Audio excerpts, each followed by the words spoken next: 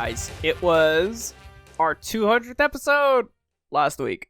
Last week, yeah. Last week. But before we get into the festivities, I want to ask you a question, Franz. Who do you think? Who do you think in the One Piece? Who would try to sell me an NFT? Which Nami, easy. Oh shit, that's true. Who would buy the NFT? Ooh. So okay. You know how there's a lot of the NFT people, they're like, oh, metaverse this, Neopets that. Luffy wouldn't care. I think Luffy would see one of the personally, the NFTs that I have seen thus far, in my humble opinion, are ugly as shit. So I think he would see something and be like, that's the coolest thing ever. And just drop the NFT money. But I feel like because it's Nami, he would have been an early adopter. And so he would have bought it for $50, right? Yeah. And he's just holding on to it without knowing that it's now worth $2 million. Instead of diamond hands, he's got hockey hands. Not even, he's got dummy hands. Yeah. Oh god. Oh man, that looks pretty cool. Yeah, I'll pay $50 for that. Oh, sweet. An NFT of a picture of spaghetti? And then he'd eat the tablet that it's on. Just crunch. Yeah, that NFT of spaghetti was bad. Sanji makes better spaghetti. And then he But because he thinks he ate it, he hasn't sold it. Yeah. But he doesn't remember his I forget the terms, bank account password. Whatever. He doesn't remember his hash, I think it is. Yeah, for his blockchain wallet or whatever. Yeah. But Nami does. Cuz she set it up for him. So Nami's diamond hands. Luffy is the guy. That article that came out a while ago, that was I say a while ago, I think it was a month or so ago, where there was a guy who owned I don't know how much Bitcoin on this wallet that he had bought years ago. Bitcoin he invested, and he is now he would be insanely stupid rich, but he forgot the password to his blockchain wallet. And for some reason, because this technology is so perfect and so, there are no flaws, you only get 3 attempts on the password of your blockchain wallet before you are literally locked out forever and you can't get in. For every article I've read about this situation, apparently that's just the thing. Oh yeah, if you don't remember, you get 3 attempts at the password, and if you get it wrong all 3 times, you're just locked out for good. That blows. And it's bruh. A lot. Bruh. So Luffy believes that he is this man who has 1 attempt left. Meanwhile, Nami has already reset the attempts because she's logged in multiple times to double check that she's good. I am glad that I could get the answers to this, because I don't know what made me think about it. I saw a tweet about, that's what it was. A close friend of ours tweeted something about NFTs, and I responded, NFTs nuts, and then that just got the cogs rolling. That's how we work here. Snip, snap, snippity, snap. Snip, snap, snip, snap. For this special 200th episode, even though it's our 201st, technically the 202nd episode, ignore all that.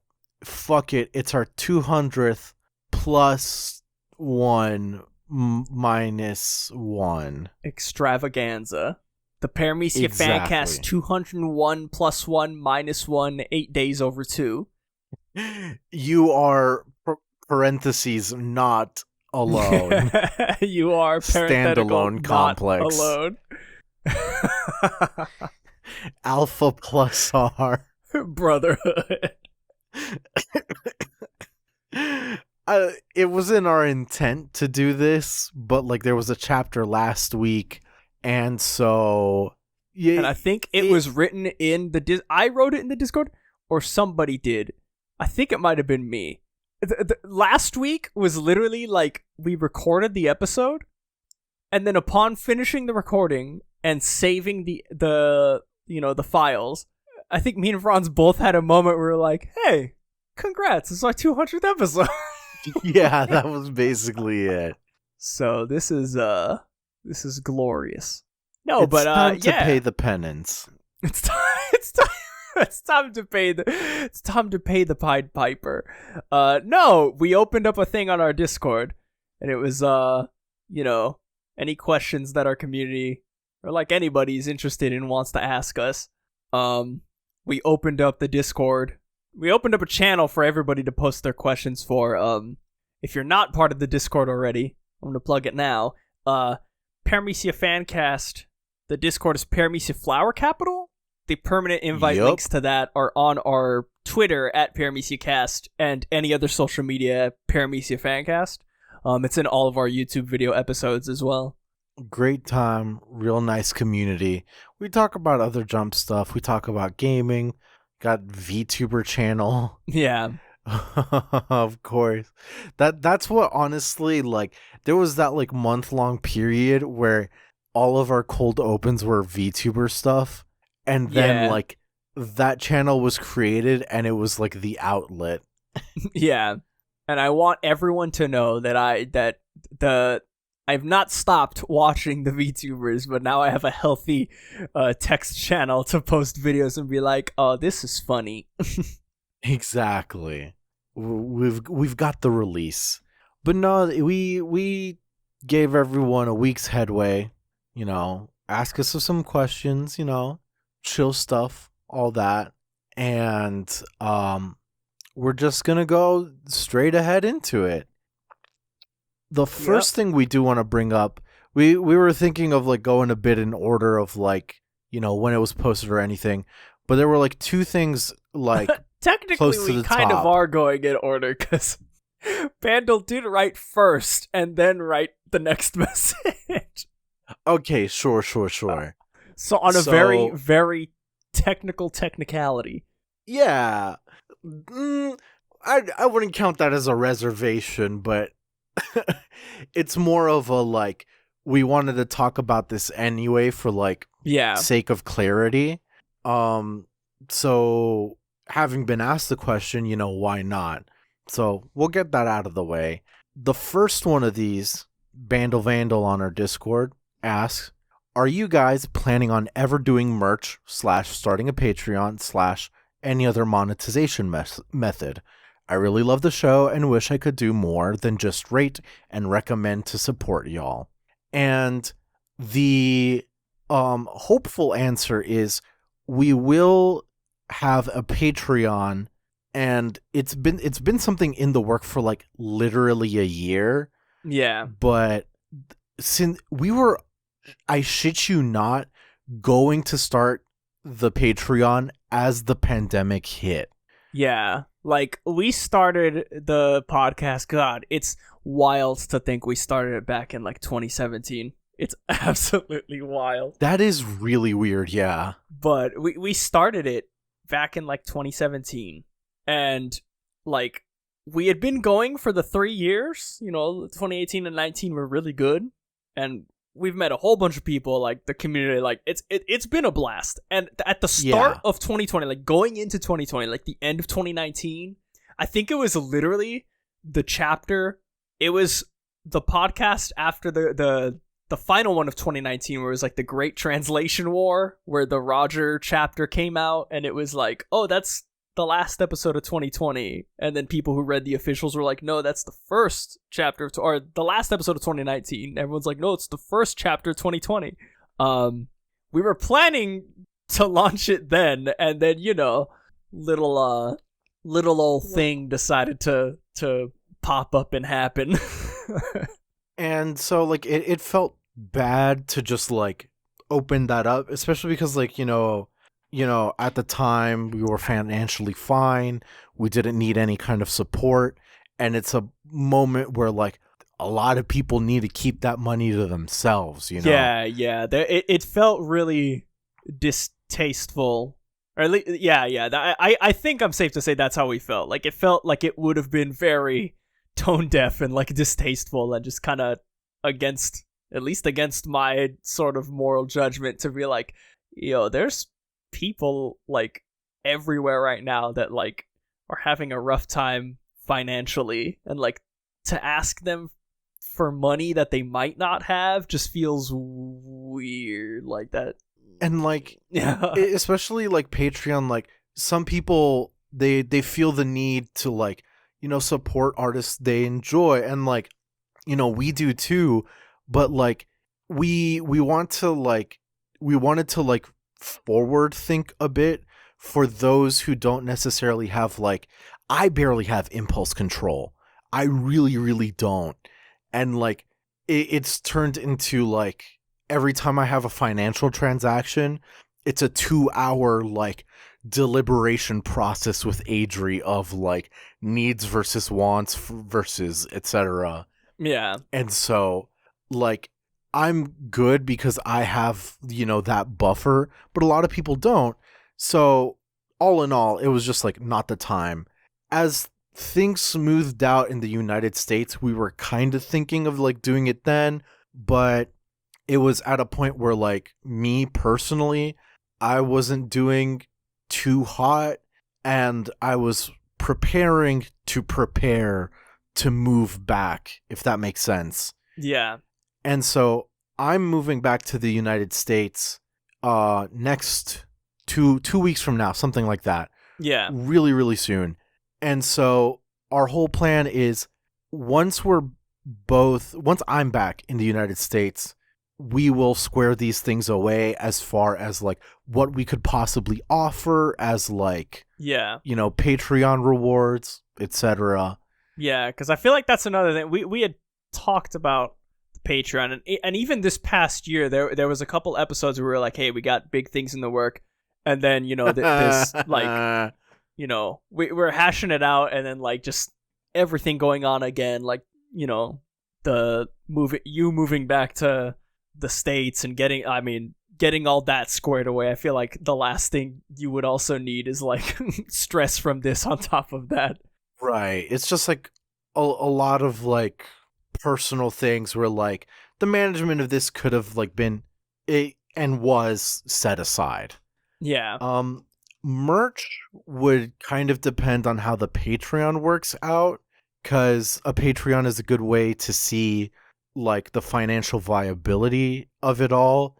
We're not gonna go ahead and do like $50 t-shirts or some fucking Jake Paul looking kind of shit. Yeah, no. I mean, just to set expectations, I feel like if like I at some point would want to do merch of some kind. For sure. At the start, it would definitely be something like Redbubble, where like we would just give them the design and you would just get like the generic like shirt with, it wouldn't be anything like, like right. some kind of custom like or maybe something like Teespring where like it's like on a batch order basis. Yeah.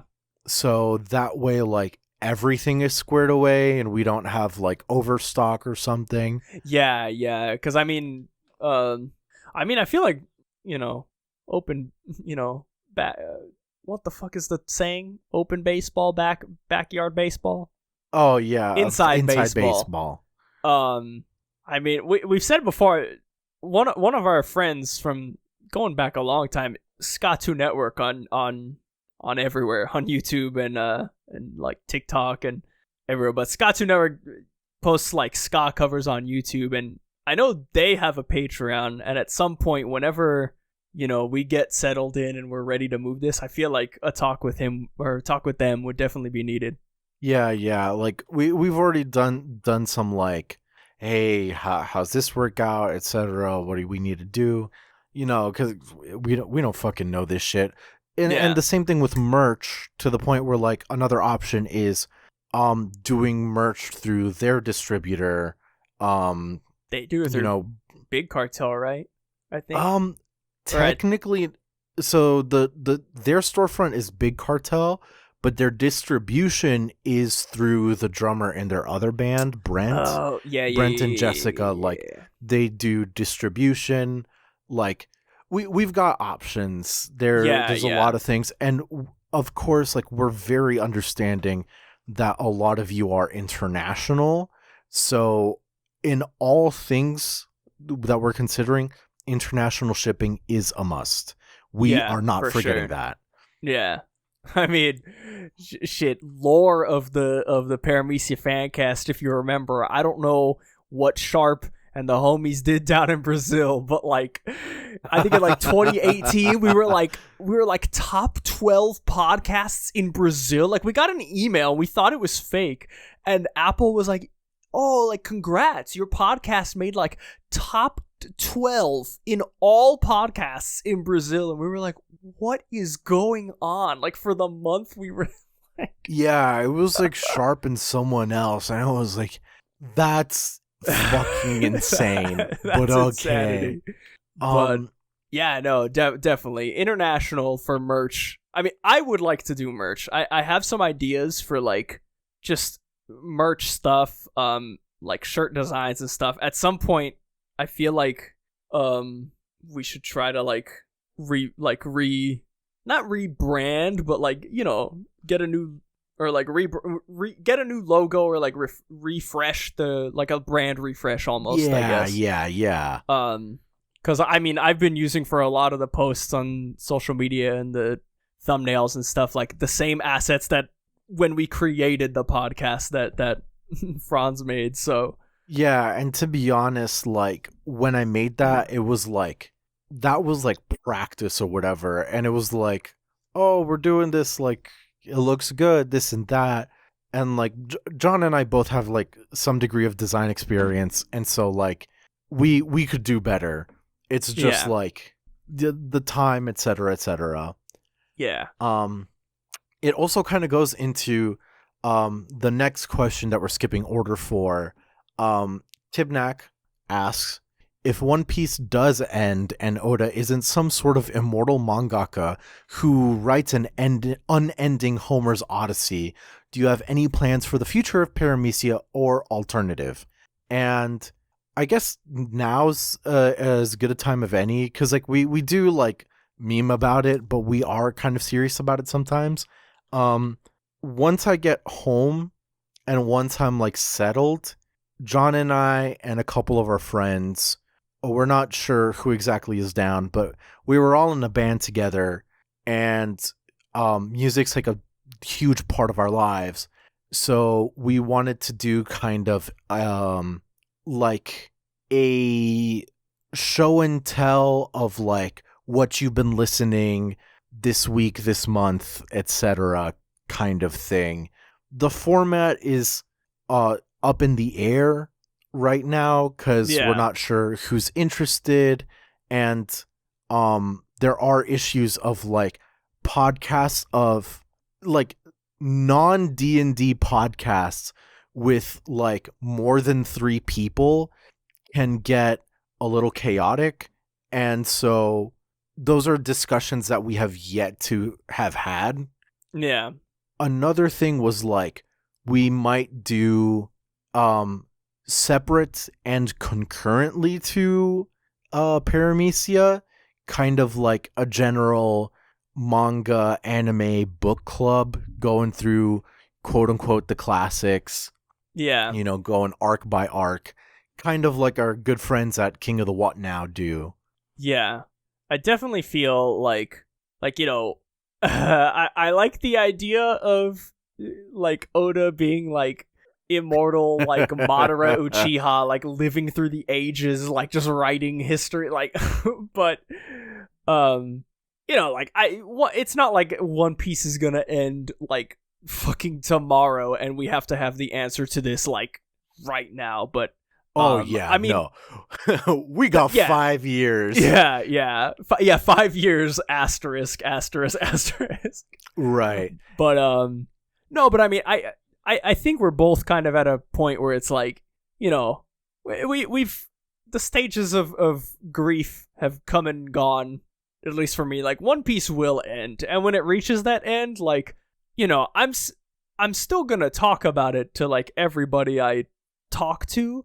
But we're gonna still be disciples and proselytize and baptize everywhere. Yeah. But I feel like as far as like the show goes, like hypothetically, One Piece, the week it ends, like maybe a couple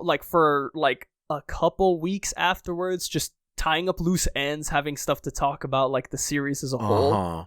But like maybe after that, reread, like arc by arc reread. Yeah. Maybe, but like after that, I can totally see moving to just like a generic sort of like manga book club / like, you know, stuff that we've read this week and like that sort of stuff. Exactly. There will probably be something. There is an end after, you know, there is a beginning after One Piece. It's just what that is like, right. You know, we've got debating endless possibilities. Yeah. You guys can't get rid of us. Like you all right, win the lottery, put the money on my doorstep and tell me and order me to shut the fuck up, and then I'll go away. Otherwise I'm here to stay, baby. You ain't getting rid of fuck. That's staying in. Yeah, but no, yeah, I mean, long story short to all of this, like, as far as a Patreon, we are working on it. We've gotten past just the like, oh, we want to do it phase. Like, we're at the point of like, all right, who do we need to talk to like see what we need to do to make this happen? Because I don't know about any of you guys, but I'm like the Joker from Batman the Animated Series, and I'll fuck with Batman any day of the week, but the IRS? Oh, no way. Yeah. Buddy. Like, that is one thing. Like, we might have to open an LLC in the United States in order to do that. We got to figure out all that stuff. Like, Adri's got a good friend who does like Patreon art and stuff. I was like, we were in the shower. I was like, oh, hey, babe, how does so-and-so do, like, tax stuff? And she was like, well, you know, he's not in America, so I don't think he does. And I'm like, I care for him. We play Final Fantasy quite a lot together. I worry about his finances. Yeah. So we're not messing with that. No. Yeah, I'm not messing with the IRS. But yeah, Patreon, it's in the works. We want to get that running. Merch at some point, yes, like a Teespring or Redbubble. Like, there are I have ideas for like merch designs and stuff that I think would be cool. Like that's I've been working on some designs. I just gotta get I gotta get Adobe Illustrator or like Clip Studio Paint to get my vectors going so I can fuck shit up. Exactly. It's a bit of a process. We're homegrown, homemade is what we are. Grass-fed, grassroots. But oh man. Yeah, no, and then final thing to cap this whole thing up is we really do, I mean, appreciate the support. Like I very much, I think we very much appreciate like the support and like wanting to do more than just like rate, comment, subscribe, and all that stuff. And we're getting there. It's a process, but we're getting there. Let's move on to the actual good shit, the not so serious, less pressing stuff. Yeah. First question on the block, coming straight from Haythilla. If Straw Hats were rappers, what would their names be, and which rapper would they emulate in song style? This is really interesting. So he gives his like opinion real quick. Hot take: Nami would undoubtedly be Atlanta Trap because her get money attitude. Her name could be Young Girl Never Broke Again. sounding like Kesha. I definitely agree on like the whole vibe of Nami being like the girl boss rapper, you know? Yeah. Nami would be the so her vibe, I totally see that. Her vibe would be fuck bitches get money, but the fuck bitches is not like I hate y'all. It's the other one. It's like, hey, Yeah, like fuck bitches. yeah, like she fucks. Maybe not this girl fucks. stylistically. The I don't know if I am hitting it on the head, but like more like a Nicki Minaj Doja Cat, because like she does have like a poppy vibe to her. Yeah. Like more on like the feminine, like Pinky kind of stuff. Yeah. But like when it comes like to her actual musical style, I fucking wonder, man. Oh yeah, that I have no idea. Who's the Eminem? The answer, the first answer that comes to mind, and like the most like it's Eneru, because like that's a meme. Oh yeah, there was like a Korean artist who did a couple of TikToks like that. Yeah, like Eneru. I mean, look, if you don't know the meme, which like maybe there might be some people that don't, but if you don't know the meme, search up Eneru and Eminem. Like, I think you could literally just search up, Eminem Eneru. Like, just search Eminem space Eneru, and the images, like, it's the same person. Like, it's the same person. That's true. Well, we're talking like, Straw Hats here. Yeah, we're talking Straw Hats here. I don't want to do him dirty, but I want to say, like, Usopp. Usopp? Something tells me Usopp. Ooh. Something tells me that Usopp, like, I don't know. I don't even know. I feel like Usopp would be, like, I don't know. I feel like he might be able to rap, like, multiple different styles. Because, like, his character is, like, he just lies about being, like, he has so many different personas because he lies so much. I could see him just falling upwards into these positions of like one album he lies about being like Eminem and his whole album is like Eminem style, and then another album he totally lies about sounding like Tupac, and then his whole style just sounds like Tupac. And then eventually when it all catches up with him, he just goes like the new age sad boy, like Joji kind of shit. Yeah. He goes like the whole full fucking circle. I think Jinbei's an important one to hit. Yeah. Would hit the like older jazz influence, A Tribe Called Quest, Diggable Planets, kind of like thematically revolutionary. Yeah, but very like old school. I'm not too knowledgeable. I don't think it plays into like American West Coast versus East Coast styles. I think this was like possibly like another route that was taking place then, but I think that's what like Jinbei would go for. Who is oh my god, is it? No, it's not Base Hunter. What is the name? You're gonna know.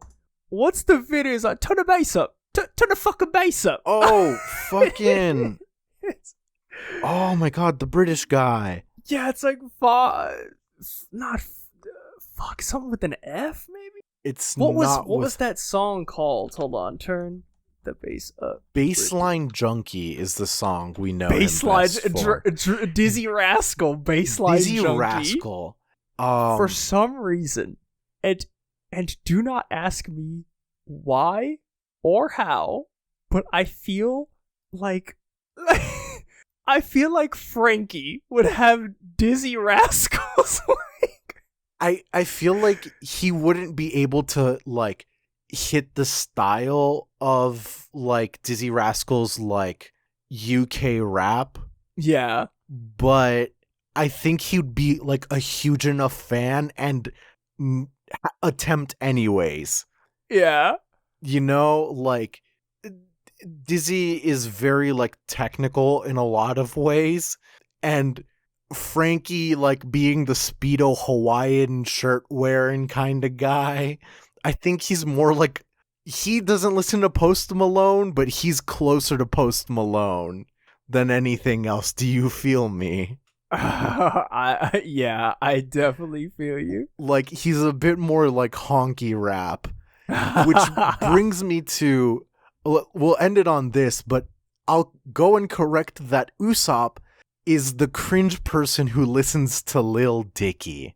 Oh no! Lil Dicky. I hate to shoot him like that, but it feels right. It feels right. You know what? Hold on. I got a few. Can we have, okay.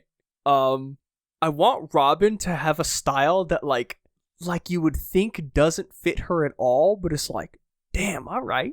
Like, okay.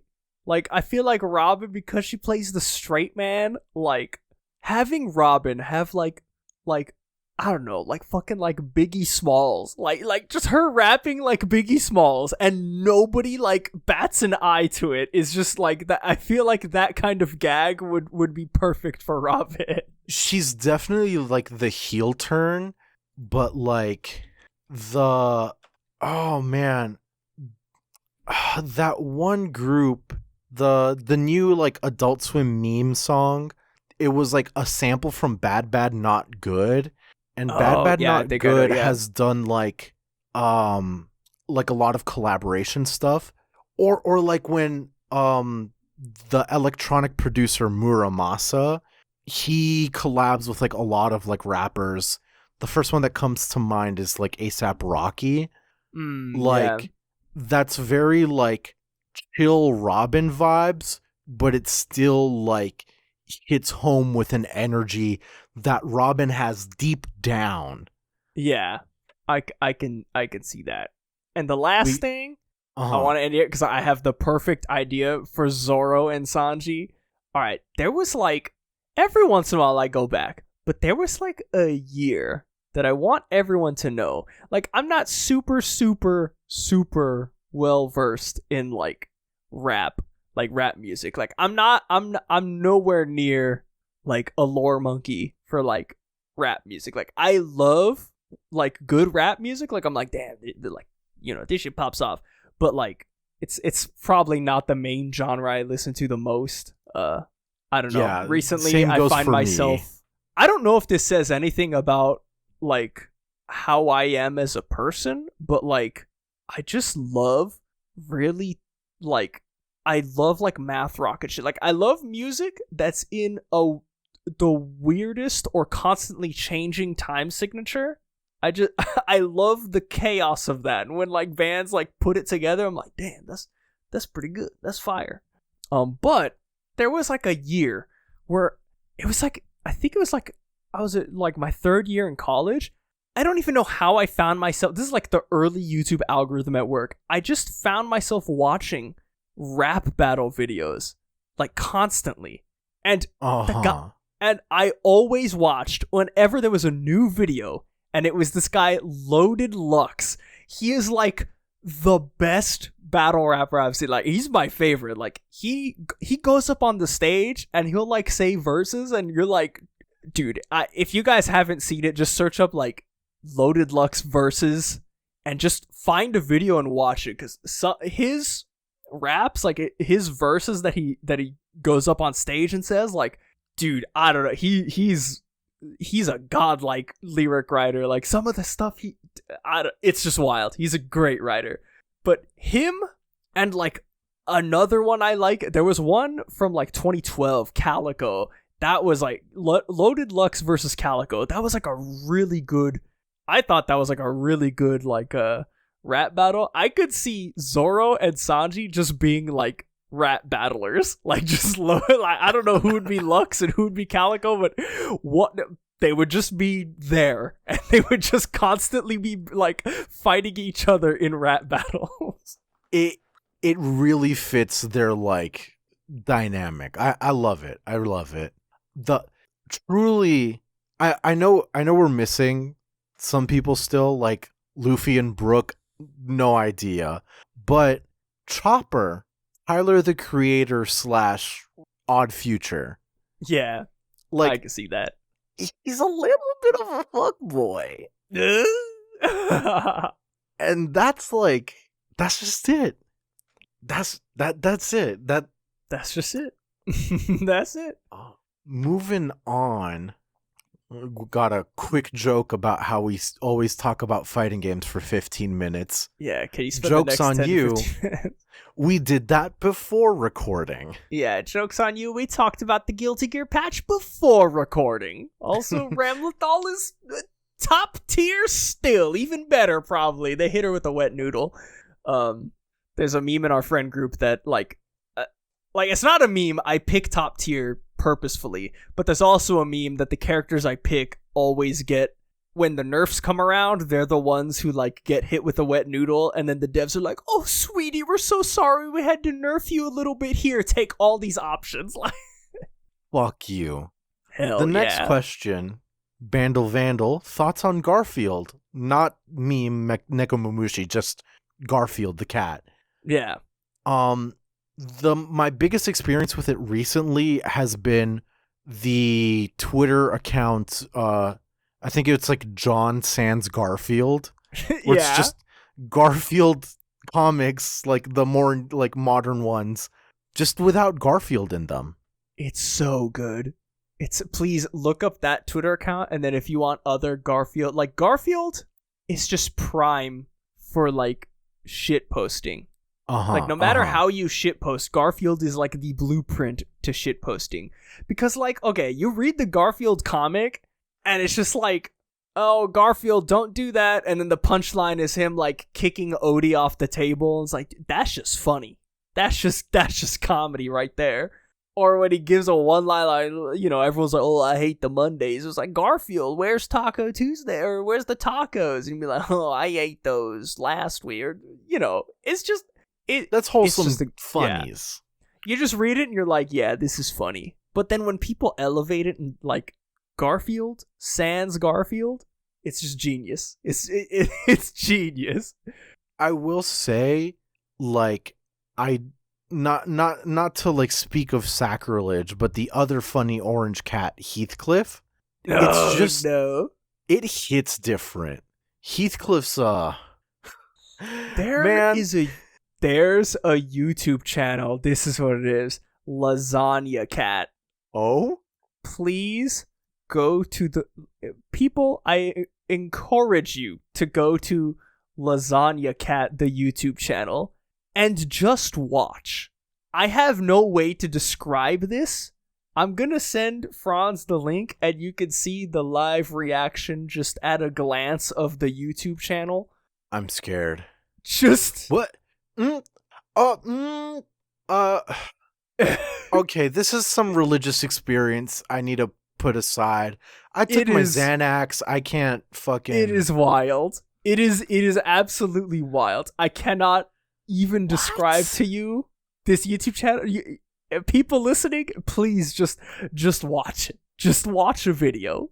Maybe not the 4-hour long one, but please just watch a video. Sex survey result. Okay, we're moving on. Next question. We're going to Hippo. As of the latest chapter, do a ranking of the Straw Hats according to your personal attachment to them.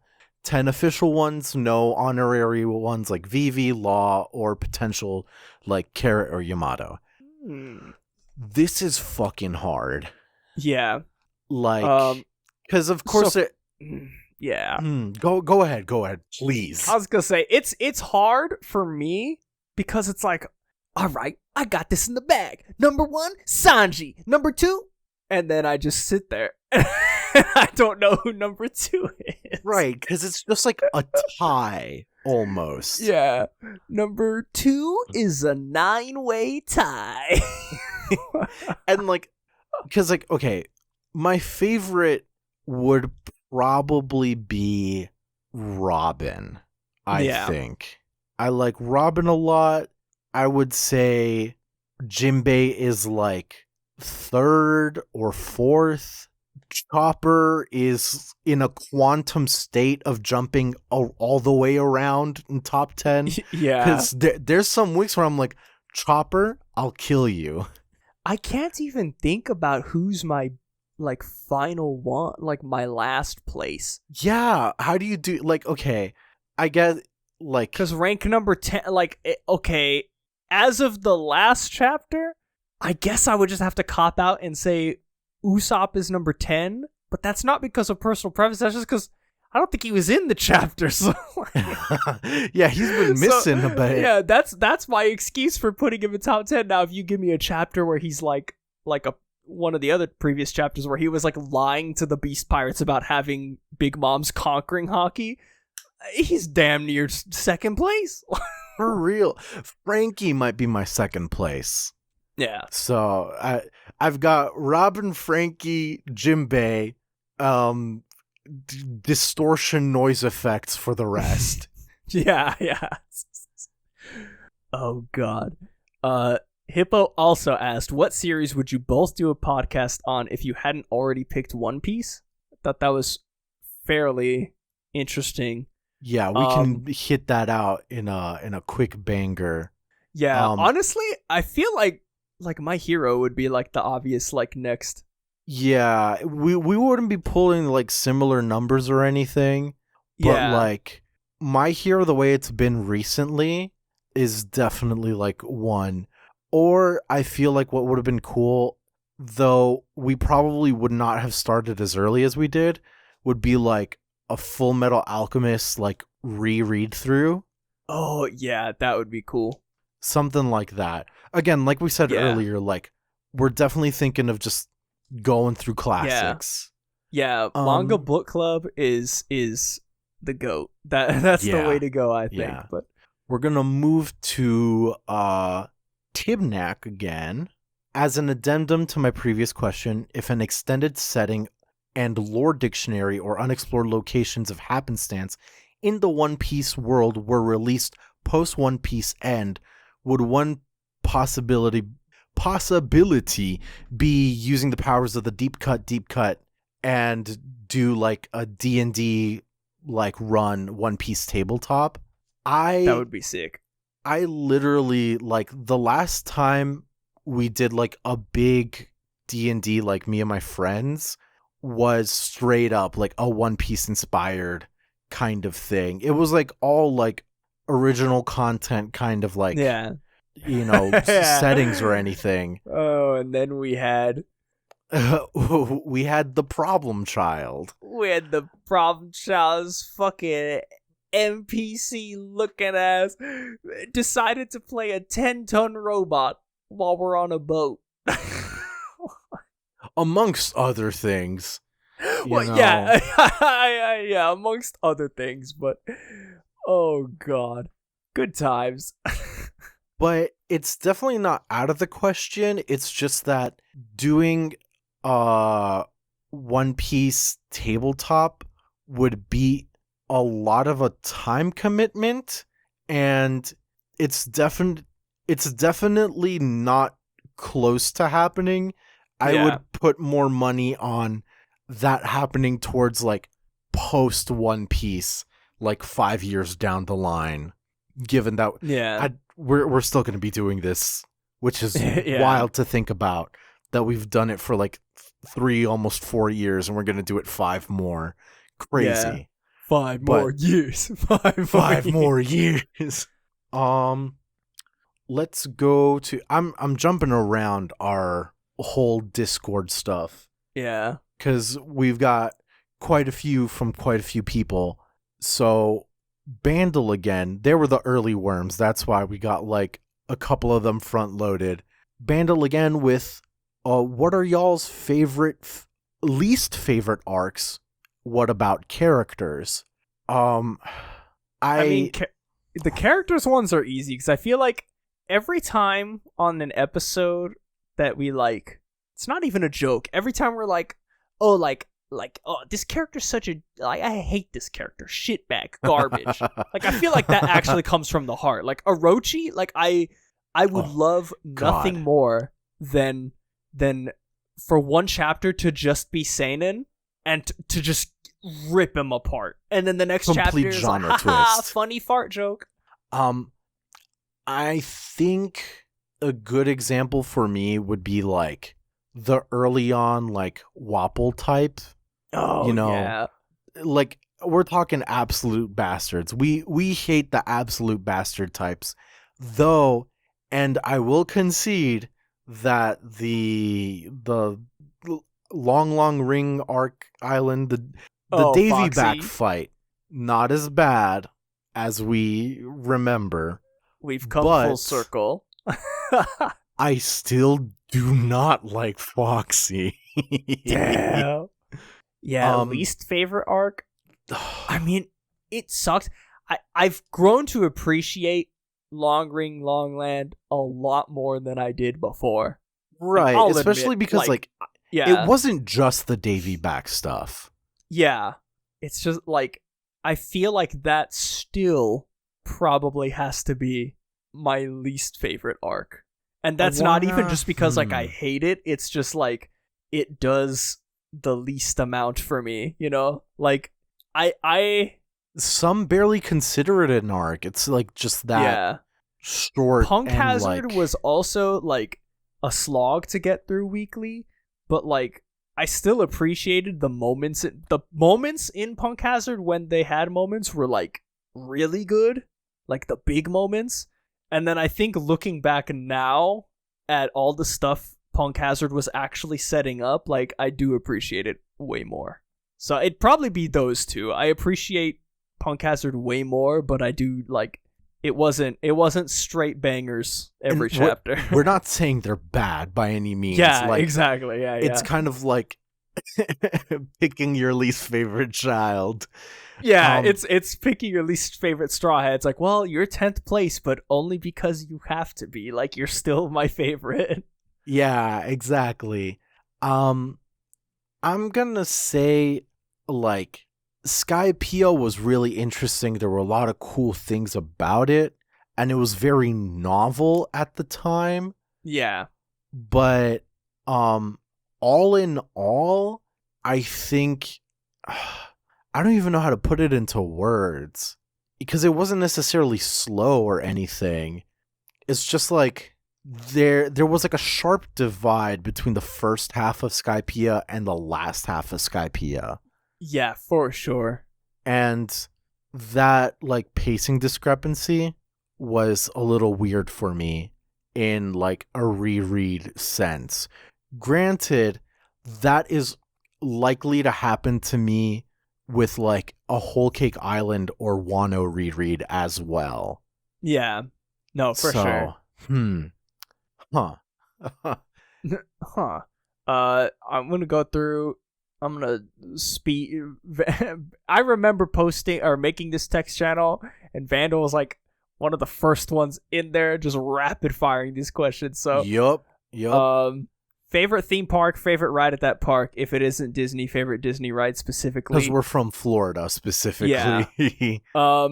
Universal Studios, and the best ride there is Fast and Furious. Next.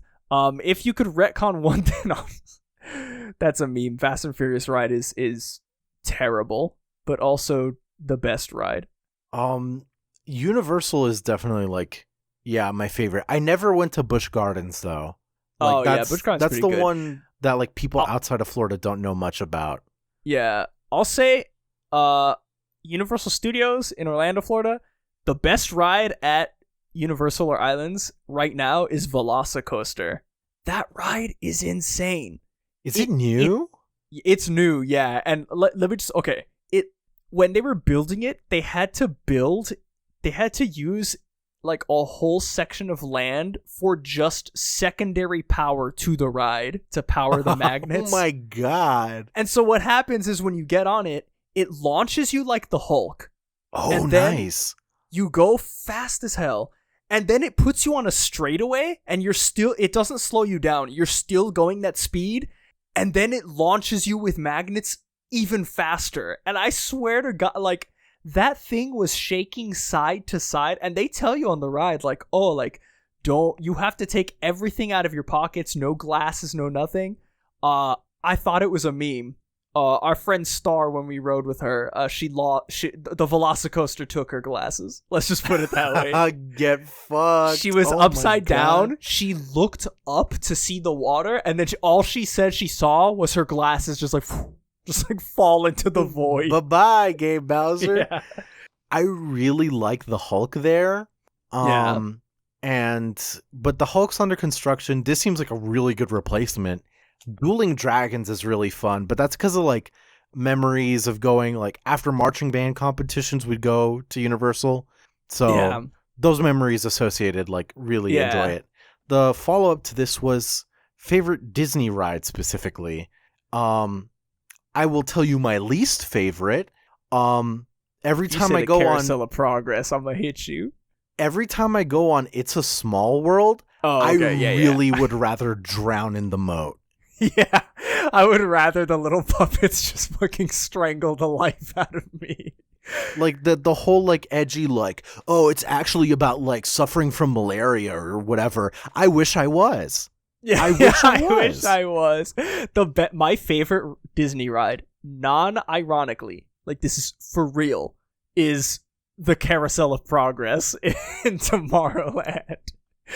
That ride is just so good, so cheesy, and it takes a hell of a long time to get through, and you get to sit down, and I don't have to see the problematic presidents. I get to see a family talking about what the future is back in like the 60s or 70s.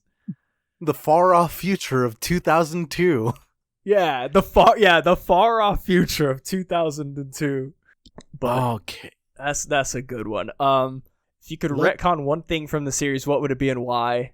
Actually, I don't think I would retcon anything. I mean, I'd retcon the whole Okama stuff. Oh, never mind. Yeah, I would retcon that. It aged so poorly. Yeah, even if it is coming at some point, or maybe not, I would retcon. I would clarify the Yamato thing. Because Oda knocked it out of the park with Kiku, like it's a home run, and then Yamato came up and just like, yeah, he fumbled that real quick. He fumbled, man. I love Yamato. He's a great character, but man, I that whole episode on Twitter that lasted like months and kept coming up in the anime. I just wish that wouldn't have happened. I wish we could have all been clear. It was a whole shitstorm. Like, I'm so glad, like, you know, we had our opinions on it, but we stayed the fuck away because, like, arguing about it makes no fucking sense. Yeah, people are just flinging shit everywhere. It's dumb. Skipping around a bit, Hippo with, this is specifically for Franz. How is anime and manga seen in general by the general public in Japan? Is it seen as a niche thing or is it mainstream? Somewhere in the middle? Great answer is that, like, it's kind of like, I would say it's in the middle. You have some of your stuff that's like niche, but like, I shit you not, like, I think Kimetsu no Yaiba was fine, but I'm a bit of a boomer and I see it fucking everywhere. It's all that's everything. It's okay. It took away the fucking spot where they would have Fate merchandise.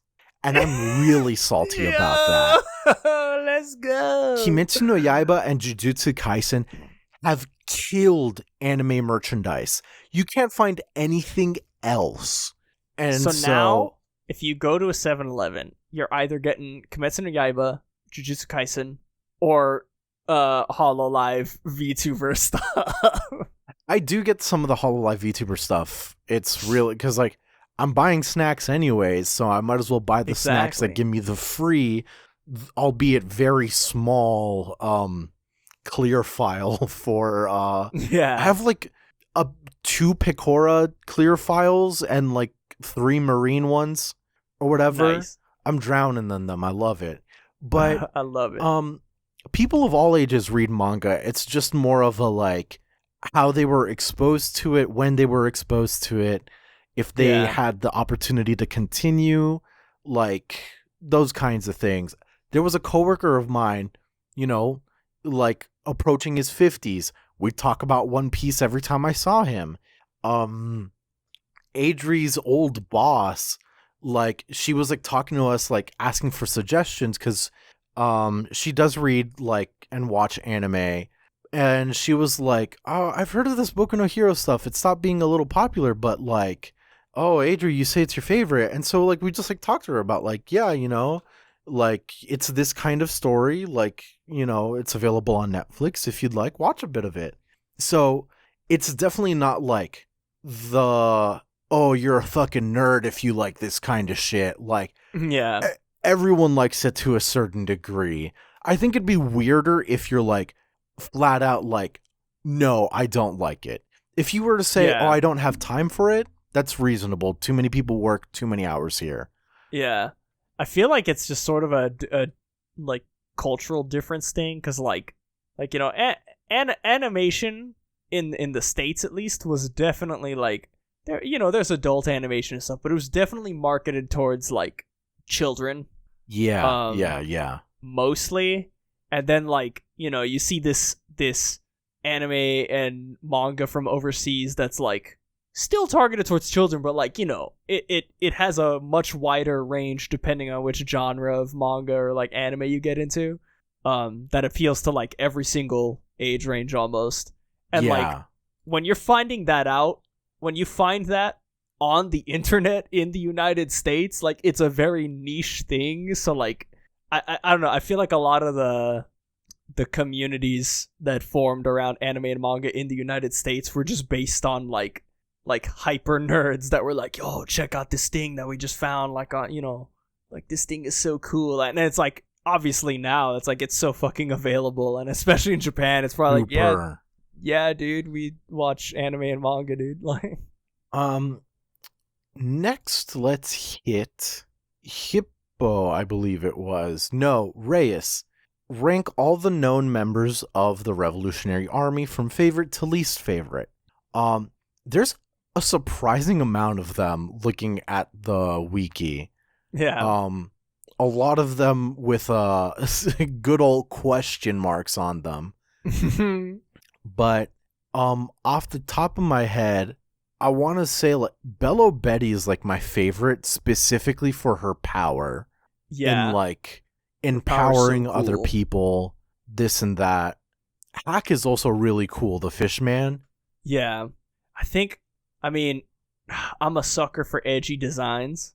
I like Karasu, the crow guy. Of course, yeah.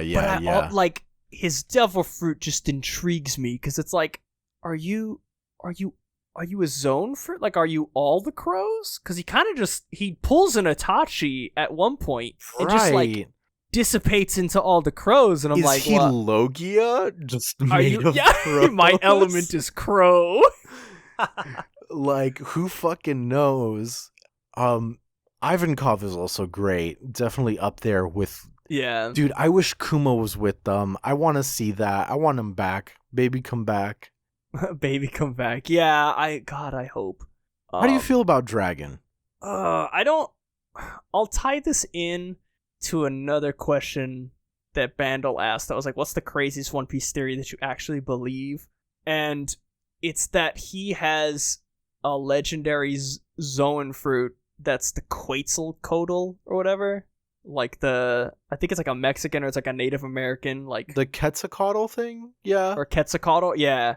I think it's like Aztec, isn't it, or something like that? Believe so, yeah. Yeah, it's like a god thing. Yeah. But I feel like that's probably the craziest about him. Like, I don't hate Dragon. I just want to know like what he knows, you know? I want to know why he cares more about Robin than Luffy. Yeah, I want to know why he cares more about his other adopted children than his actual child.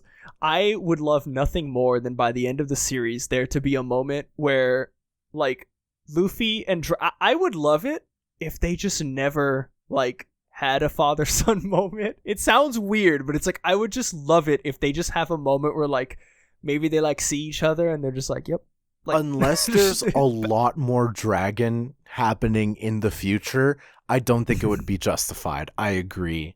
To piggyback off of the craziest One Piece theory, mine also revolves around dragon. In the whole, like, there was a theory going around that was like, oh, all the Navy admirals are like color plus animal, all of them, because we got Aka Inu, Kizaru, and Aokiji. We got Green Bull, we got Purple Tiger, I believe. Yeah, Fujitora. And like Black Dragon, like, come on, baby. It's right there. I forget where the black came from in this theory. Yeah. But like it doesn't feel like it's possible to me because of how like Garp makes it seem like, oh, he was always a pirate kind of way. Yeah. But I think it's really cool. Like, if there was like a tie there and then he just like defected or something, it'd be really, really cool. Super sick. Let's see. Other questions. We're getting towards the end of it. Oh, but we'll like loop back around, honestly. Yeah. Bandle asked thoughts on Homestuck, and I'll just piggyback it with favorite non-anime cartoon, because like, I mean, the Homestuck, well, I can give a real quick answer. I just don't. I never read it, and I tried to read it, and it's one of those things where like I like went on the Homestuck site before, because I think it got like taken down and then put back up, but it was like different. Oh, it was whole like Viz stuff, because like Viz took the I read rights. the original and I started it out and I got like a couple chapters in and I just didn't get it. I was just like, it didn't click with me. I was just like, what is this? And apparently later there's like trolls and there's some character named Vriska that's apparently the best one. But also, like, apparently the worst, moralistically. I just don't get Homestuck. If you love Homestuck, I'm there. I'm supporting you all the way. But if you ask me, like, hey, man, do you got... hey, I got nothing.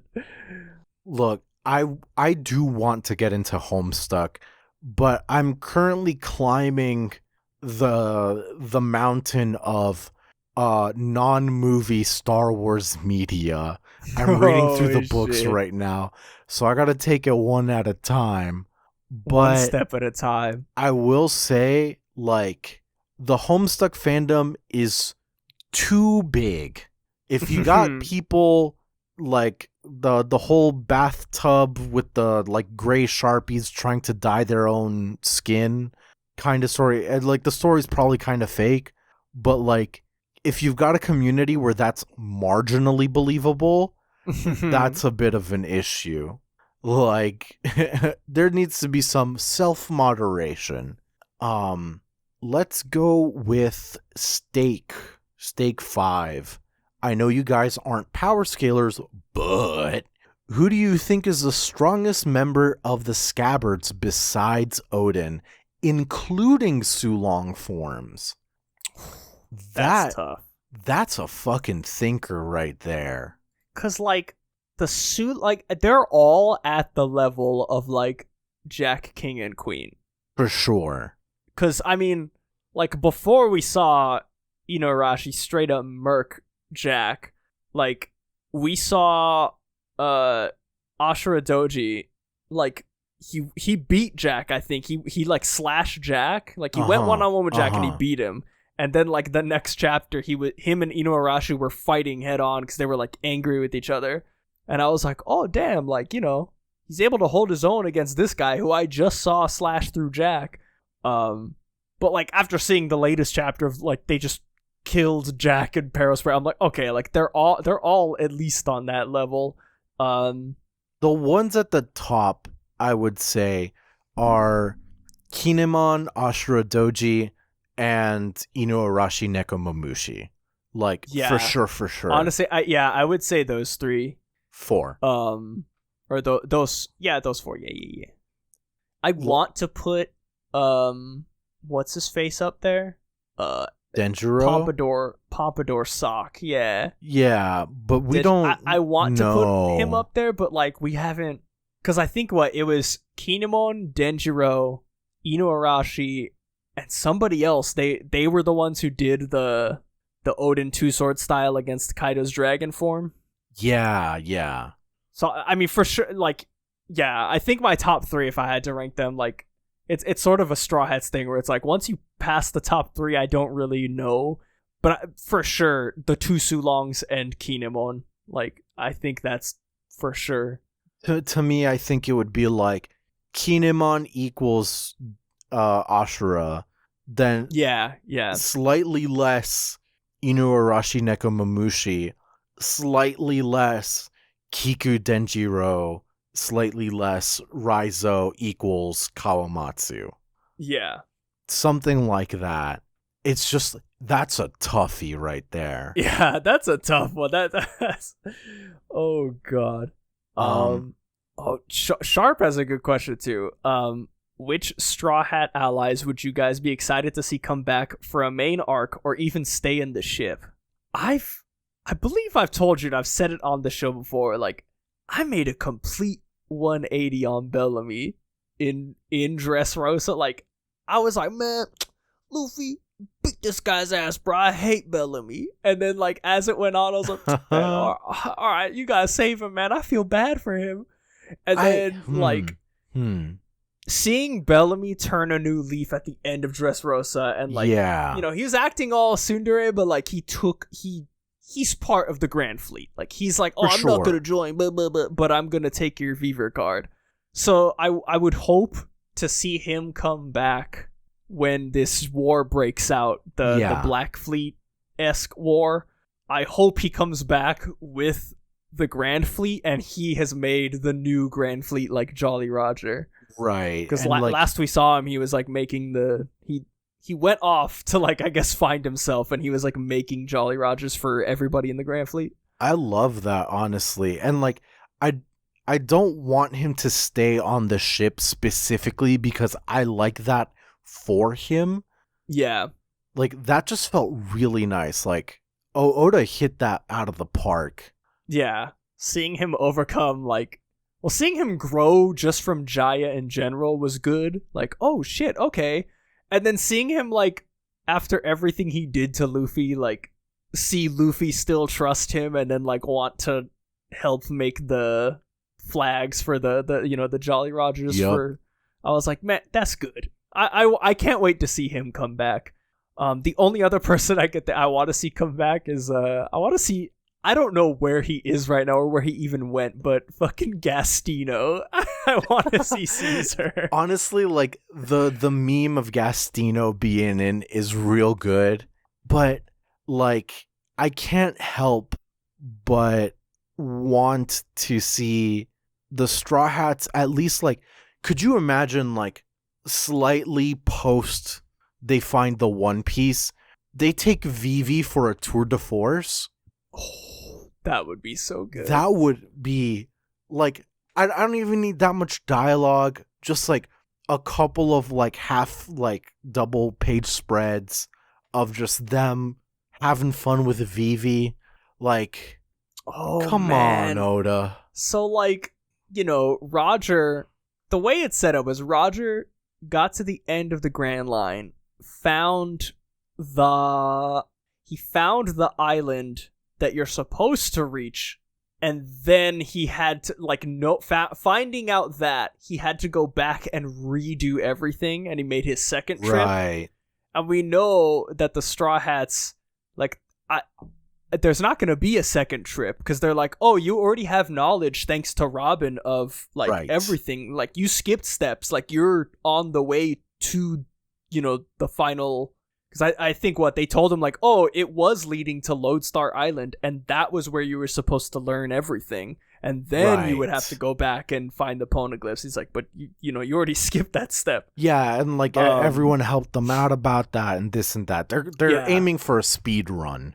Yeah, they're aiming for the speed run. But I think it would be cool if the Straw Hats making a second trip, but, like, bringing... Like, I don't think it wouldn't be a full-fledged, like, part of, like, it wouldn't be a whole arc of, oh, take a view, but I could see, like, maybe a chapter of, like, just taking Vivi around the world and showing like, oh, this is this is where we found this, and this is the secret, this is how we found out this, and like just introducing her to other people, introducing her to fucking Komurasaki, fucking, oh my god, like taking her to the islands of the people that she met at Reverie, like taking Vivi to Shirahoshi's home on Fishman Island, taking her to Dressrosa to meet with all of them. Like, oh man, that'd be so good. Exactly. And like it could all be like yeah, they're still pirates, but it could be posed as kind of like they're the defense or whatever. Like, yeah. Oh man. Oh god. Last one before we like loop back around, because we skipped questions around. Yeah. Zeta Phantom asks, real straightforward. Fuck, marry, kill Reiju, Hancock, Bonnie. This one's fucking tough, dude. Cause it's hard because of the girls, One Piece girls with pink hair. That is the, like, if you're in there, you're in there for life. If I marry Reiju or Hancock, if I marry Reiju, I'm in the Germa, which is kind of weird. If I marry Hancock, I'm on her island of people who would, well, I don't think they would hate me, but they would like tolerate me because I'm married to her. And if I marry Bonnie, I would just be like poor. I would be like a pirate. I don't know. like I would just so I feel like I would marry Reiju so that Sanji's my brother-in-law. I would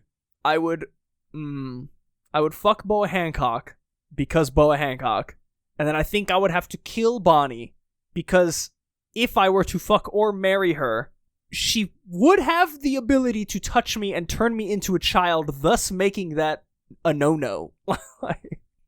Or she could turn me older and just outright Benjamin Button me out of existence. Yeah. See, I'm willing to take the risk. Or she'd eat me out of house and home. Yeah, true. She'd that food budget. It's the whole fucking meme where like the person has like spends $3,000 a month on candles. I would fuck Bonnie. Okay. Marry Hancock, kill Reiju. No. Welcome to my TED Talk. I explain nothing. Goodbye. She is a war criminal, so she deserves it. Right, like associating myself with the Germa, that ain't me, but like, we could go and like run away together, but I don't think Reiju will do that or whatever. But like with Hancock, it's hard. It's hard. And another one from Zeta Phantom. If we could craft our own devil fruit, what would it be? This one's fucking tough. Yup. No kidding. I feel like I would want... See, because the more I think about it, I feel like mythical zones are just so cool. Oh, yeah, for sure. But so are ancient zones. Yeah, but so are dinosaurs. And with the revelation now that dinosaurs can do all this sorts of wacky stuff... I feel like this is just... Oh, this is tough. Okay. If I can have my own, I think... I don't know if that's how his power works. Because Diamante had the flag fruit. I don't know if anyone... I would want a Paramecia fruit that's like the origami fruit. Ooh. Like I can fold either myself or like parts of my body into like... That's paper. Literally like Paper Mario and the 1,000-Year Door. Yeah. Aw. That's real good. I enjoy that. I want the gun fruit. No. I want the kill fruit. It instantly kills anyone who what's the fucking the quantum physics bullshit where it's like if you observe anyone who observes the fruit dies. Dude, Once observed, death is dealt. if someone remotely explained the basics of quantum physics to Oda, like it's over. We leave One Piece power scaling and we enter JoJo's. Cause like that. I am only Zoro's tangible Asura unless I'm mode? observed. I'm a Paramecia fruit user, but I act like a Logia fruit user. Mythical zone fruit, or cat fruit. Model Schrodinger. Model Schrodinger. Jesus Christ. I'm not gonna fuck with that. Oh, I enjoy like elements as powers. It's like really like basic girl shit. Like it's the PSL, the pumpkin spice latte of like powers. Like, yeah. But okay, like a Logia fruit that is the air, that seems kind of like weird to me. But like a Paramecia fruit that is air pressure, I think that's cool. interesting. Because like at the lowest bounds, like, you know, like you could do some kind of like airbender, like you can fly on a little kite by yourself. It's a lot easier kind of shit. Yeah. Like mid-level, you control like certain like local weather patterns or whatever. And then like the highest bounds of it is like fucking some Hunter x Hunter like paragraph of explanation of like, I've condensed the air in my locality so much that I've created plasma, and if you so much go as near me, I will be like a pistol shrimp and fucking explode your chest with my wind. Like, yes. It's got the whole range of it, but I'm not interested in the complete range. I just think it's neat. I just think it's neat. Another one that you made me think of that would be cool. So I was like, oh, what if you like scientific railgun? Like, oh, like railgun. That's basically like magnetism. Like that's yeah.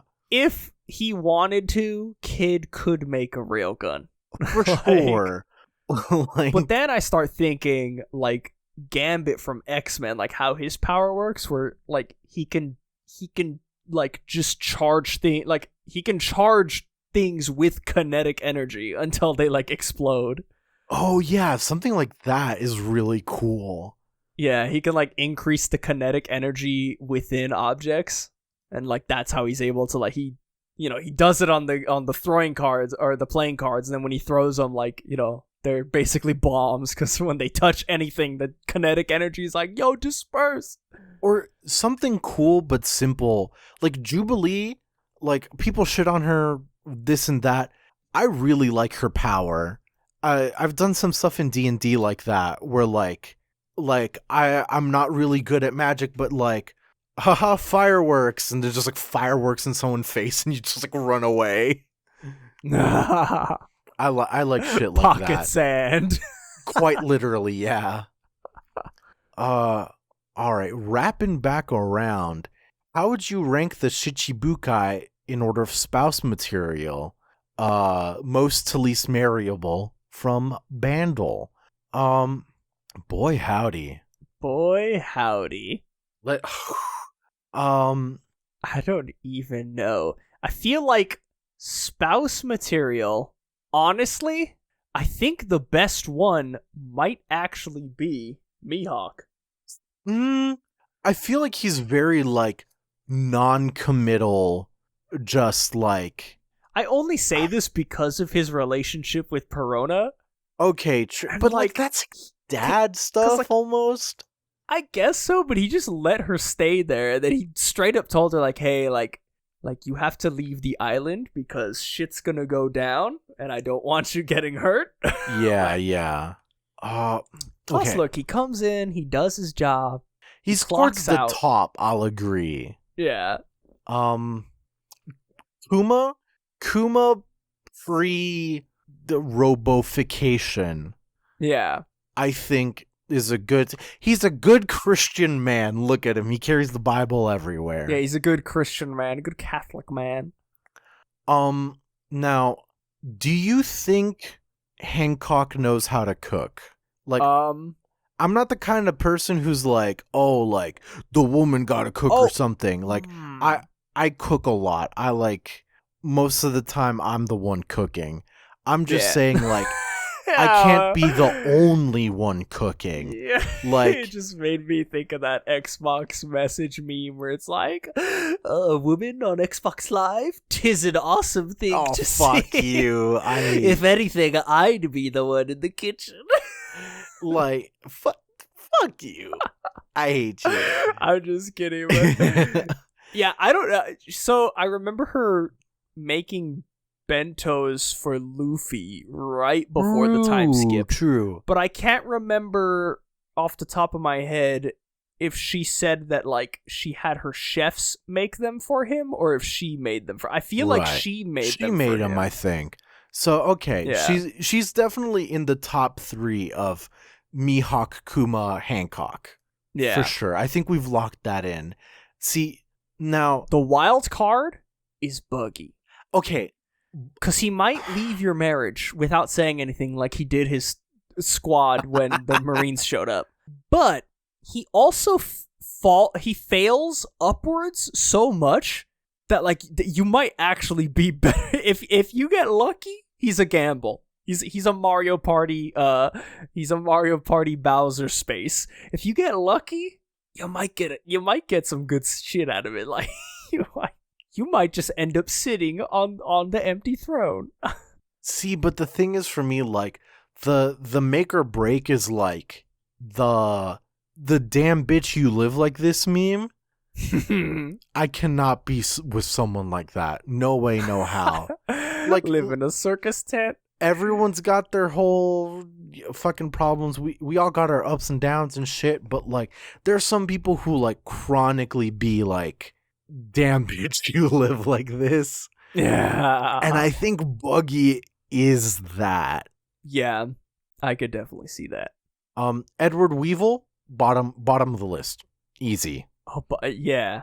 Like not even boy. Because like dude, He's the mama's boy up. shit. Come on. Like, nuh-uh. Yeah. No way, no how. And the mom is like, no, I don't want that as I don't want that thing as my mother-in-law. Who's worse, Crocodile or Doflamingo? I think they're both probably the worst.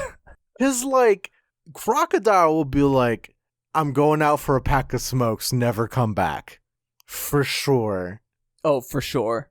You know, Crocodile would be like, you would get a Zen garden to like he would leave the marriage, but like, before he leaves the house, he would hide in the Zen garden so you wouldn't know where he is, and then like once you're not looking, he would just leave the house. You know what I'm saying? Some shit like that. He'd be in the house, you turn your back, he's in the Zen garden, he is the sand. He's turn a good around, divorced you don't know dad. where he is.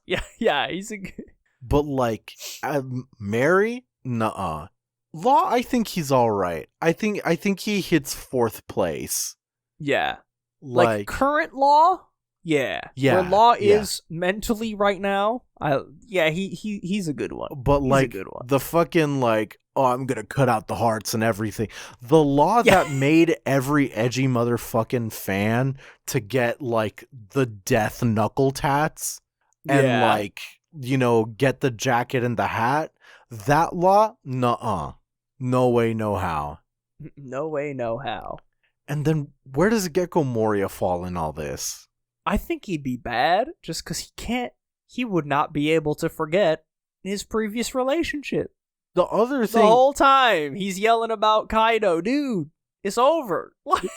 All of that, and like, you gotta move in with all of his roommates? Yeah. I don't want to move in with Hogback. Are you kidding me? Christ, dude. That sucks. Oh, fucking boy, howdy. That sucks a lot. And then, as much as I love her, I'd have to move in with Perona? No.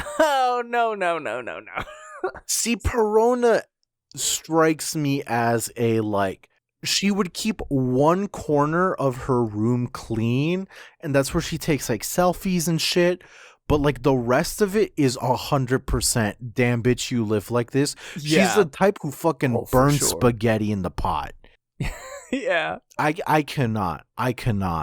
Like, I understand lots of people have different living situations, and because of that, like, they weren't in a position to, like, learn or everything. I am willing to teach people. I would be more than happy. But if we're, like, committing to a relationship, like, nuh-uh. You have to be able to at least know how to cook, how to, like, survive as an adult. I'm not playing like that. No way, buddy. No way. Oh, quick and easy one. Hippo. Boobs or ass?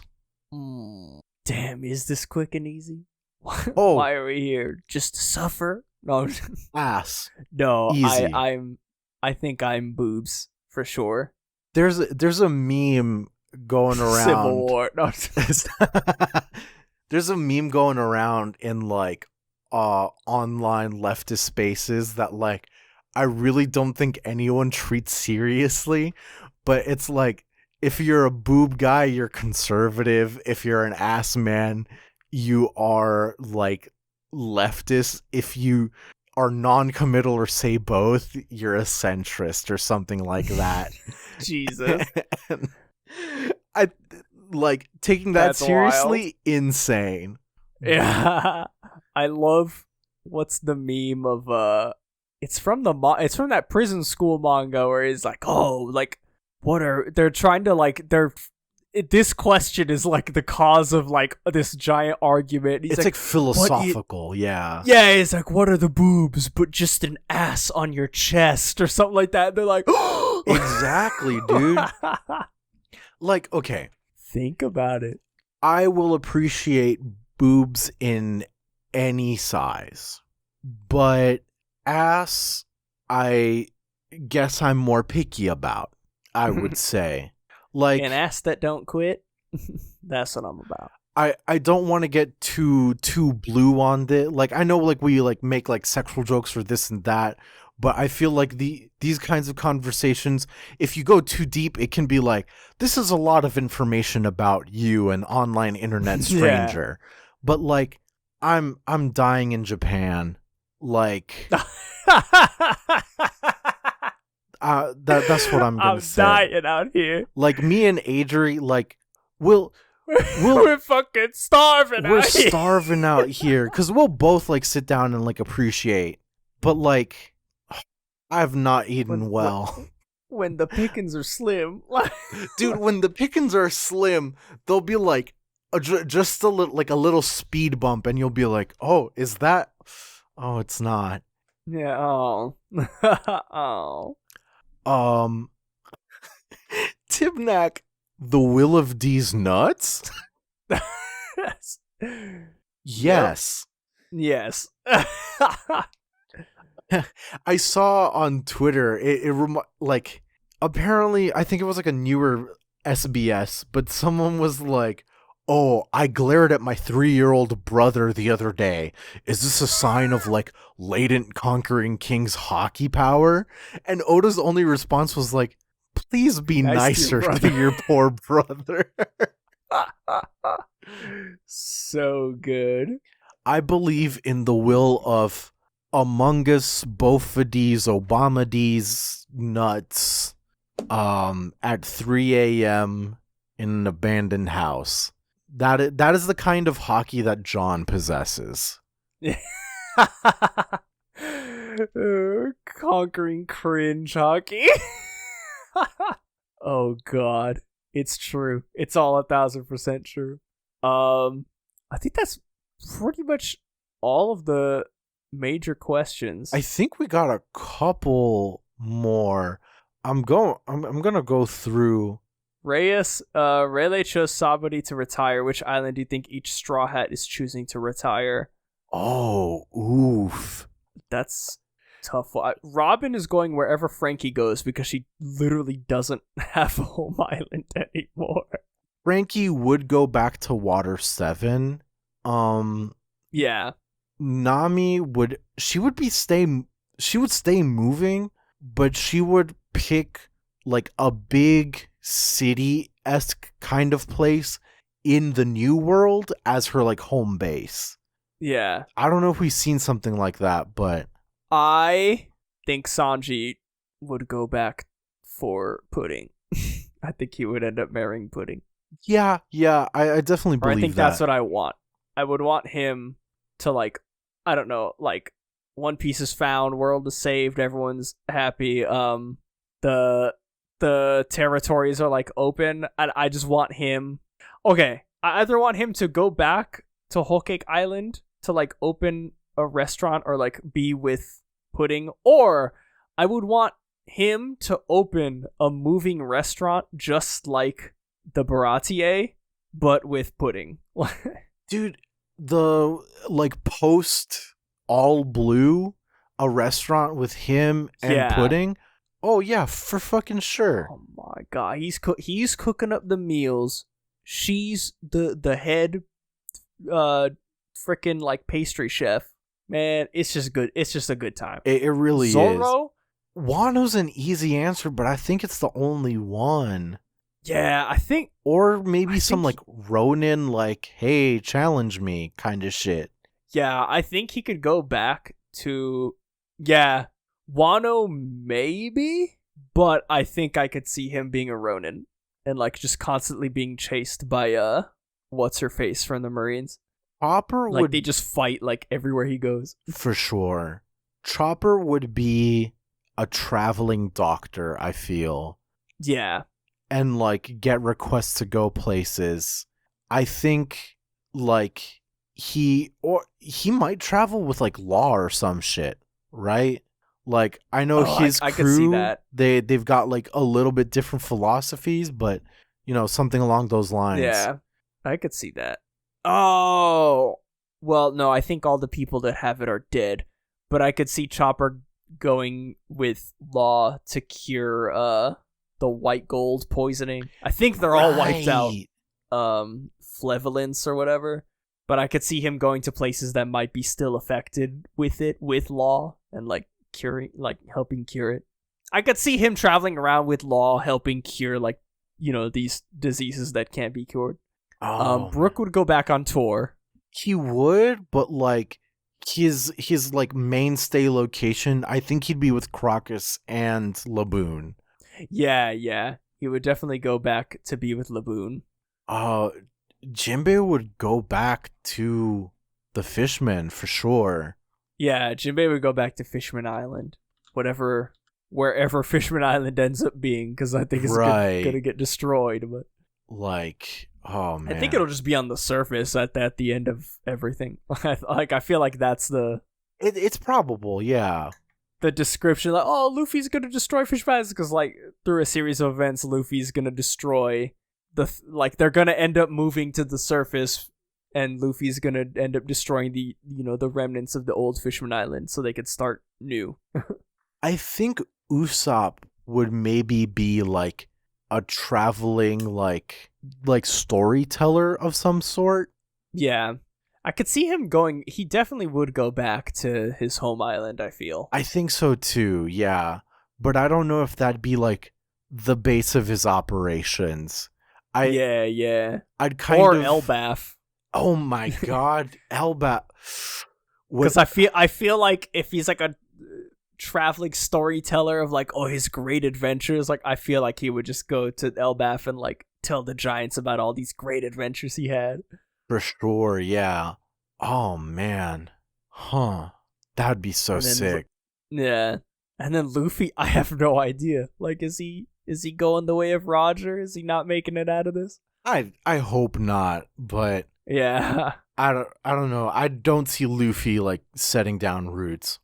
Yeah, I don't see Luffy going back to like retire to an island. I could see him like starting up, like just going on another adventure again. Exactly. Yeah. No. Luffy ain't changing. He's just gonna keep going as long as he can. Okay, here we go. Specifically for me, because I've mentioned being Catholic, what's my favorite patron saint? I don't have a patron saint Yeah, I know. It's literally like a stand. Do you have a saint? Did you do that stuff? Yeah, I went through confirmation. If I'm be honest, I don't remember who my saint was. I never got confirmed. Is the weird thing. I know I did not pick Saint John because I was like, that's dumb. To have your saint name like, just be your name? Yeah, I was like, that's dumb. Like, no, I don't. You gotta pick some other guy. But I don't know who I picked. I think I ended up picking like Saint Paul or like Saint Edward or something like that. Ooh, that sucks for you. Nah. I picked one of the weird ones, and I just remember somebody in my class was like, they picked Saint Maximilian, and I was like, damn, that's a raw ass saint name. Like, why didn't I do research for this? Why didn't you think, John? Yeah, I was like, God damn it, that's so cool. It's really funny. Like, I haven't been confirmed. I don't know if I will be, because as much as like in recent years I've felt more comfortable in my beliefs in Catholicism and this and that, but going through like the loopholes of just having to do shit with the Catholic Church still bother me. I've done my first communion and that's where I stopped. My mom, she was like, if you want to keep going, we'll keep going. We'll just stop for there. But I don't know. If I had to choose, I'd probably be going with Saint Mark, because I, like, of all the Gospels, I do like a lot of the more magnanimous messaging in there.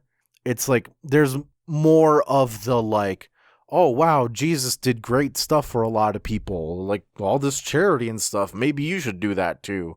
Or Thomas Aquinas, because of how he really like pushed theology in a lot of ways. He's like the great Christian philosopher and this and that, and really like pushes the envelope for Christian thinking, and like but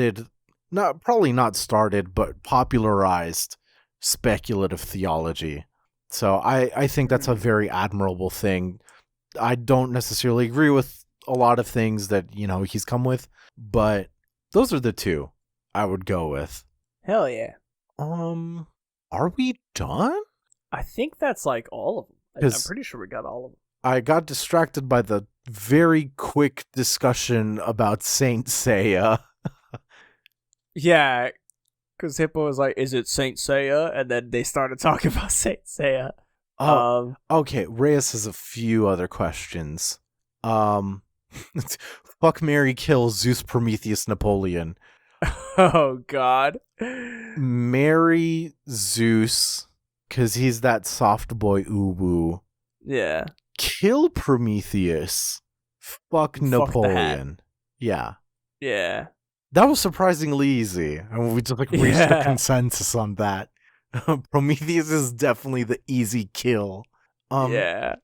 Rank all the princesses in distress from favorite to least favorite. Vivi's got so much nostalgia. She's definitely up there. Yeah. I liked her because she was like, when push came to shove, she would bust out the Miss Wednesday. Like, she would bust out the things, and she was a fighter. So I was like, hell yeah. It's tough. I can't really think of like a princess in distress in One Piece that just doesn't fight back. That is quite literally just like, oh, like, come save me, Mario. Shirahoshi during Fishman Island, was the more like, okay, yeah, I get it, like, but yeah, she does seem to be changing. Yeah, it was, yeah. She's definitely the least. It's tough because a lot of people give Rebecca a lot of shit. She wasn't so bad. She actually had an active role. Oh, she cries a lot. I'm like, did we read the flashback about what happened to her? Did we all read the same one? She got her whole country fucked. Yeah, dude, like, bro, I'd cry too. Fuck. Yeah. It's absolutely wild. I think the order would be like, yeah, Vivi, Rebecca, Shirahoshi, but like it's not like they're far from each other or anything. And Shirahoshi does have like room for improvement, especially being inspired by someone like Vivi. Yeah. Hell yeah. Oh, croquembouche, wedding cake, or red bean soup? What is croquembouche? I mean, it looks like a Mont Blanc. No, never mind. That was a blurry picture. What the fuck? Oh, it's like a pile of cream puffs bound by caramel. That sounds good as fuck. What the hell? That sounds good. Oh, that sounds like I would eat it and then end up eating all my friends. Yeah, quite seriously. Yeah. So, I think I would go croquembouche. Yeah, like that's literally the order was written. That's the order. Croquembouche first. Yeah. Wedding cake, because like cake's cake. It's cake. Yeah, cake's cake. Red bean soup? No, thank you. I don't like red beans. I don't like beans. I love beans. Some call me the bean man, but like I've had the sweet bean like paste and stuff, and it's good, but it's like it's the kind of sweet that's like little sweet, very savory, if that makes sense. Yeah, like it's real sweet, but it's semi sweet, but it's like the texture takes like full control, and, for sure. and you're like, damn, like all right, it's good, but it's not like if I want something sweet, like come on, deep fried dough covered in like held together by caramel, like that sounds so good. And they're cream puffs too, so they got like the inside cream, like, oh dude, oh my god, oh fuck, god, yeah, that's good. I think that's the last question. I don't think there's any more that we haven't covered. Croquembouche in my area. But no, that'll yeah, I think that's all the questions. I don't see any more. I do think so. Yeah. I hope y'all enjoyed the double feature that this was. Yeah. Hey, it's a celebration. It was our 200th episode. Exactly. Plus one, minus one. Right. Yeah. But no, yeah. I thank you guys so much for being here, for listening, for sharing, for supporting. We do really appreciate it. Yeah, we never thought we'd be like this, like, whatsoever. No fucking concept of this. It very much was like, hey, we talk about One Piece every single time the new chapter comes out. Do you want to just record it and make a podcast of it just for the fuck of it? Like, we're going to do it anyway, so let's just record it. And we were like, yeah, okay. We just threw it online, and like, yeah. Honestly, it's thanks to y'all that it's grown. Like, we don't advertise, we don't do anything of the sort. We have only you to thank for this. Yeah. Soon we will rule all of anime media. Oh god. Jeez. But yeah, no, I thank everybody. Thank you all from the bottom of our hearts, because the support is very much appreciated every single week. I love talking One Piece with you guys. I love after the chapters come out, coming in here and just shitting around and losing our brains off the hype shit that happens. Like, I love it. It's an exciting ride, and we'll still be around after the fact. Like, yeah, don't you think you can get rid of us that easy? Nuh-uh. Yeah, screw you. Our entire Tezuka, what's a discography but for books? Bibliography? Is that what it is? I don't think so. Our entire Tezuka bibliography read through coming at you. There's no way it's bibliography. I don't. Fuck. I don't think so. Discography, but for books.